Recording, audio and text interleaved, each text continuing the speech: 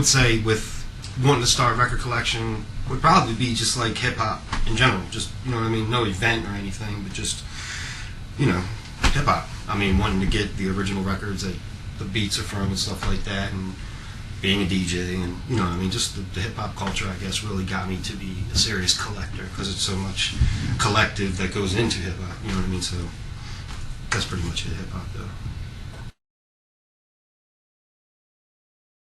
I really don't know how many pieces of vinyl I have. If I had to roughly say, I would guess somewhere between about 12 and 15,000, but that fluctuates because I buy a lot, sell a lot, and I've been collecting now for the better part of like 20 years.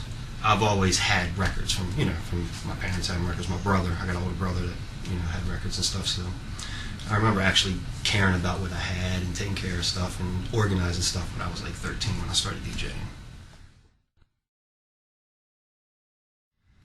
I started with just basic hip hop and dance music, stuff like that, as far as being a DJ, and then from there got into the James Brown, the funk stuff, looking for the samples, stuff like that.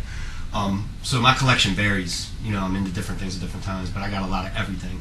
I really love the library records for beat making. I love the library records, and I always find that the independent releases, the private pressings, the small regional pressings, I love going after them because, for one, there wasn't many of them out there, and for two, since a lot of people weren't on major labels having people breathing down their neck, they had a little more creative freedom. So you can find a lot of 8 and 9 minute songs on these private presses from the 70s, and they got everything on them. You know what I mean? Just from drum breaks to bass lines to everything like that. But I mean, I'll collect anything to get to breaks pretty much. So my collection consists mainly of breaks. You know what I'm saying? Just stuff like that.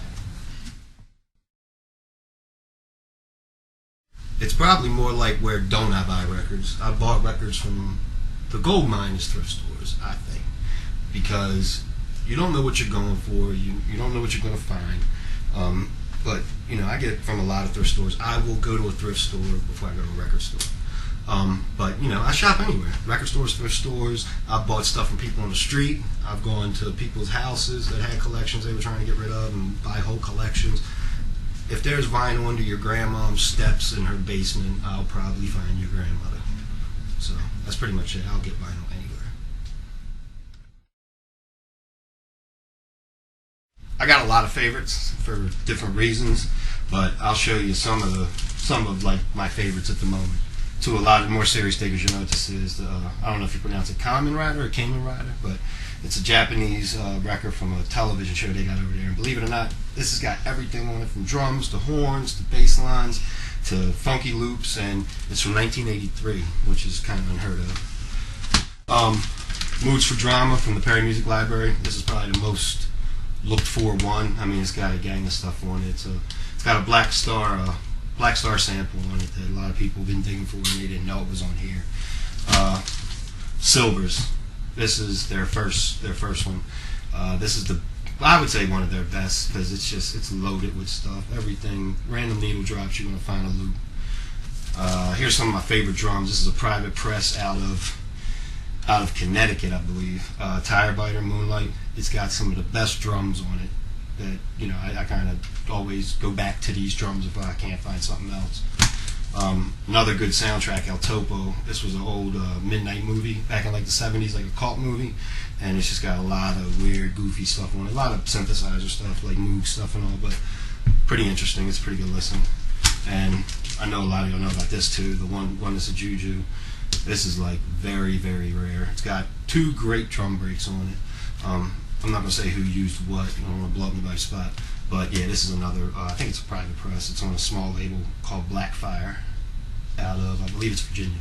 But this is pretty rare. Very good record. And last, I got the Bedlam joint. This was like a psych rock record from the early 70s. I'll be honest, I don't know if they're from America or from the UK. I'm not sure.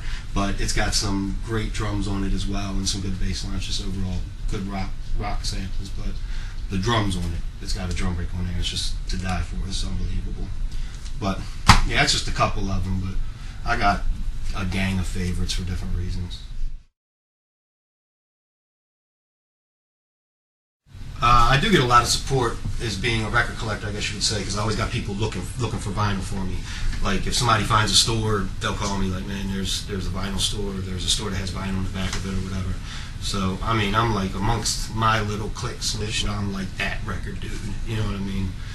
But as far as like size of collection and the stuff I have, so yeah, I get a lot of support from everybody. There's always got people looking out for me or looking for me, digging for me, I guess you would say. So that helps a lot. I love collecting vinyl because, well, I mean, that's pretty much the first medium of music that I, remember ever listening to. And just as CDs came and tapes and all that stuff, I always stuck to vinyl. I never strayed away from vinyl. You know what I mean? I guess I'm a dinosaur when it comes to music collecting. But just, it's the whole experience of getting the vinyl, looking at the cover while you listen to it. I mean, it's an experience. Every piece of vinyl you get, you don't know what it is, but here's a general idea of usually what the people look like or what was on their mind as far as the cover when they were doing the project. So I just love vinyl. I love the smell of vinyl, the look of vinyl. I love how my fingers get dirty when I'm looking through vinyl. It's just, vinyl excites me. I just love collecting it. It's like something I can boast about. You know what I mean? Because there's a lot of people nowadays that see vinyl and are like, what happened to vinyl? I ain't seen vinyl. I ain't seen a record in years. And it's like, man, come to my house. You'll see all the vinyl you can handle. I'll never stray from vinyl.